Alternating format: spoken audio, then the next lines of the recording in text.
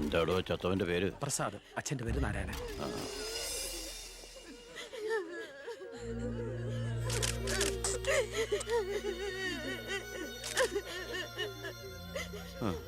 പ്രസാദിന്റെ അച്ഛൻ നാരായണേട്ടാ. പ്രസാദ് എപ്പോഴും പറയുമായിരുന്നു അച്ഛനെ കുറിച്ച്. വിഷമിക്കരുത്.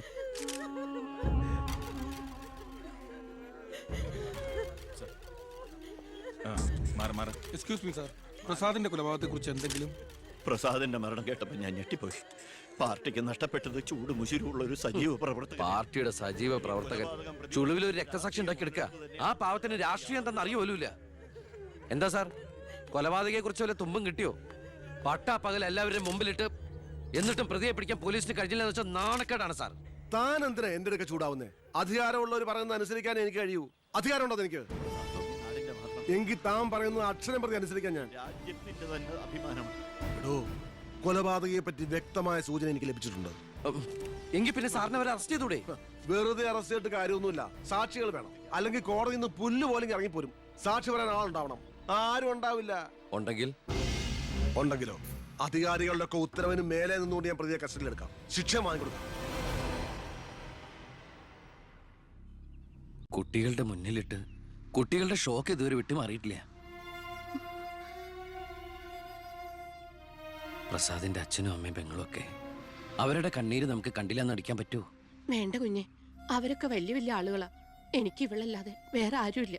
കൊള്ളാവുന്ന ഒരുത്തരെ ഇവളെ കൈപിടിച്ചു കൊടുത്ത് മനസമാധാനത്തോടെ മരിക്കണം എന്നാ എന്റെ ആഗ്രഹം. ശരി, പ്രസാദിന്റെ കൊലപാതകത്തിൽ നിന്ന് നമുക്കങ്ങനെ ഒഴിഞ്ഞു മാറാൻ പറ്റൂ? ഒരു തരത്തിലും നമുക്കില്ലേ പങ്ക്? താൻ ഒരാൾ വിചാരിച്ചാല് കൊലപാതകയെ കോടതിയുടെ മുമ്പിൽ കൊണ്ടുവരാൻ പറ്റും, വ്യക്തമായ സാക്ഷിമൊഴികളോടെ.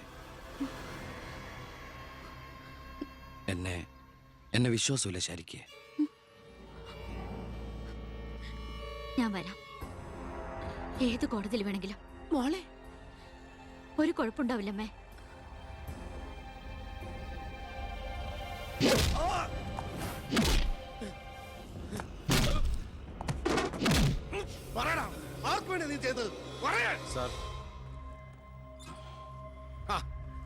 ഇവനാണ് മുഖ്യ പ്രതി, വെട്ടൂർ ശിവൻ.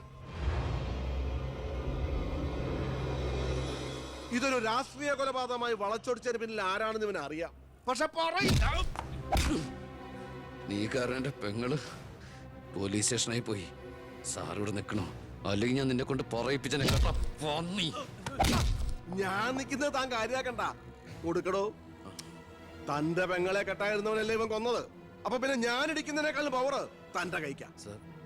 നോക്കി നിൽക്കാതെ കൊടുക്കണോ.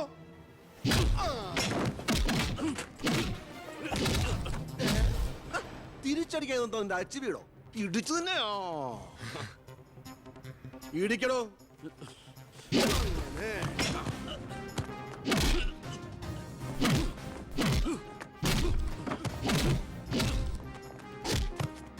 എന്താണോ നോക്കി നിൽക്കുന്നത്?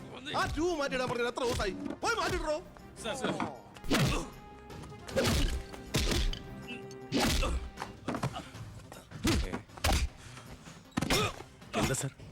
ഒന്നുമില്ലടോ. പോലീസ് സ്റ്റേഷനിൽ കൊണ്ടുവന്ന് പ്രതി ഓടി രക്ഷപ്പെടാൻ ശ്രമിച്ചു. പിടികൂടിയപ്പോ പറ്റിയ മുറിവുകളാണ് ദേഹത്തെന്ന് FIR എഴുതി ചേർത്ത്.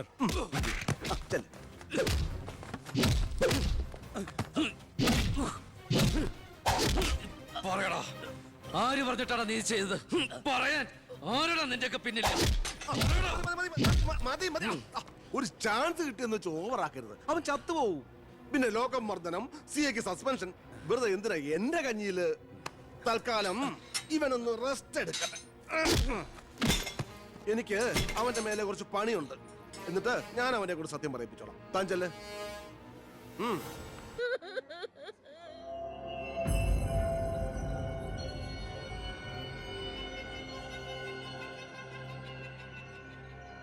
രണ്ടുപേരോട് 1000 വട്ടം ഞാൻ പറഞ്ഞതല്ലേ, കല്യാണ പ്രായ പെണ്ണ. ഇനി ആരിവളെ എല്ലാം തൊലച്ചില്ലേ? അതിനിപ്പോ ഒന്നും സംഭവിച്ചില്ലല്ലോ. ആര് വിശ്വസിക്കും? ഇത്രയും പേരുടെ മുന്നിൽ വെച്ച് മറുപടി പറഞ്ഞു പറഞ്ഞു ഞാൻ മടുത്തു. എങ്ങനെ ആശ്വസിപ്പിക്കണ്ടെന്ന് എനിക്കറിയില്ല. ഈ സമയത്ത് പറയുന്നത് ശരിയാണോന്നും അറിയില്ല. ഒരു സഹതാപത്തിന്റെ പുറത്ത് ചോദിക്കുന്നതല്ല. എനിക്കിഷ്ടമാണ് അവളെ. ഞാൻ നോക്കിക്കോളാം, പൊന്നുപോലെ. രാഷ്ട്രീയ കുടുംബമല്ലേ, അവസരത്തിനൊത്ത് പലതും പറയും, നാളെ അത് മാറ്റിയും പറയും. തിരിച്ചറിവില്ലാത്ത പ്രായത്തിൽ നീ കൊടുത്ത കത്ത് മേടിച്ചു എന്ന് പറഞ്ഞ് ആട്ടി പുറത്താക്കിയതല്ലേ ഞങ്ങളെ. ഇപ്പതാ സാക്ഷി പറയാൻ കൊണ്ടുപോയി അവളുടെ ജീവിതവും നശിപ്പിച്ചു. ഇനി എന്ത് വിശ്വസിച്ച അവളെ നിന്റെ കൂടെ അയക്കേണ്ടത്? കൊല്ലൂല്ലെന്ന് എന്താ ഉറപ്പ്? മന്ത്രിയുടെ മോൻ എന്ന പദവിയല്ലാതെ ഇവളെ കൊണ്ടുപോയി പോറ്റാൻ നിനക്ക് വല്ല ജോലി ഉണ്ടോടാ?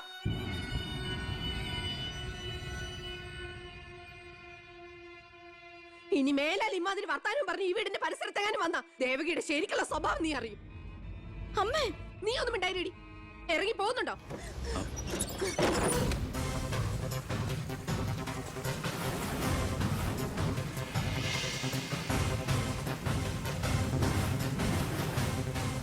ഇടയ്ക്ക്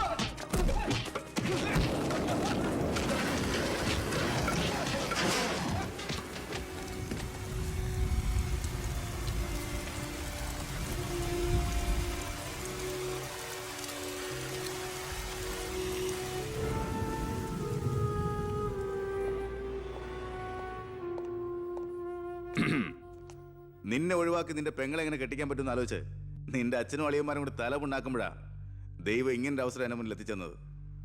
ആദ്യം നിന്നെ സപ്പോർട്ട് ചെയ്യുന്ന CI വിജയനെയും ഗ്രൂപ്പിനെയും ഒരു അന്വേഷണത്തിന്റെ ചുമതല കൊടുത്ത് ഞാൻ സേലത്തേക്ക് അയച്ചു. ഇനി ഇവിടെ വെച്ച് നിൽക്കിട്ട് തന്നാലും കൊന്നാലും ചോദിക്കാൻ ആരുമില്ല. പക്ഷെ എന്ത് ചെയ്യാൻ പറ്റും? നീ എന്റെ അളിയനാകാൻ പോലെ. ഒരേ ഒരു അളിയൻ. ഒരു പ്രതിയെ പിടിച്ചാൽ 24 മണിക്കൂറിനകം കോടതിയിൽ ഹാജരാക്കണമെന്ന നിയമം. പക്ഷെ നിന്റെ കാര്യത്തിൽ ഞാൻ പറയുന്ന റൂൾസ്. എന്തായാലും എന്റെ കല്യാണം കഴിയുന്നവരെ അളിയൻ ഈ മുക്കയും ക്യാമ്പിൽ തന്നെ കിടന്നു എന്റെ ഈ കല്യാണക്കുറിയും വായിച്ചോണ്ട്. എന്നാ പിന്നെ കല്യാണത്തിന് ശേഷം തറവാട്ടി നമുക്ക് കാണാം. വരട്ടടാ അളിയ.